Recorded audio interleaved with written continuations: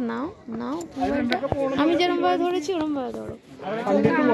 হ্যাঁ, আমরা কুর্পিতে এসেছি, আমরা সুন্দর ঘুরছি, ভীষণ ভালো লাগছে। সব ইয়েতে ছবি তুলছি আর পাহাড় পর্বত গাছ প্রকৃতিকে খুব সুন্দরভাবে দেখছি।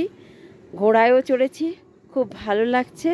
এবং আমরা যা দেখছি আর ঘুরছি সব কিছুই আপনাদের সাথে শেয়ার করছি, আপনারা দেখবেন কিন্তু। আর যারা আমার এই দেখেছেন চ্যানেল, তাদেরকে অসংখ্য ধন্যবাদ। যারা দেখেননি তাদেরকেও অসংখ্য ধন্যবাদ। নমস্কার।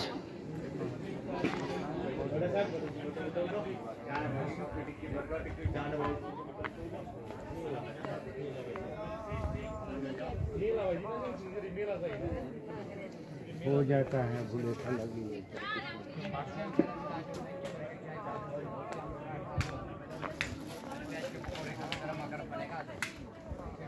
पूरा प्लेट आएगा बस, खाना आप ही मिल जाएगा।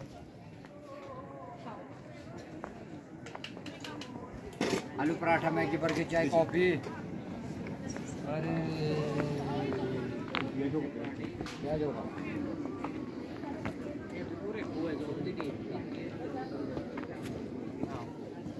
এটা কি এখন বন্ধ করবি?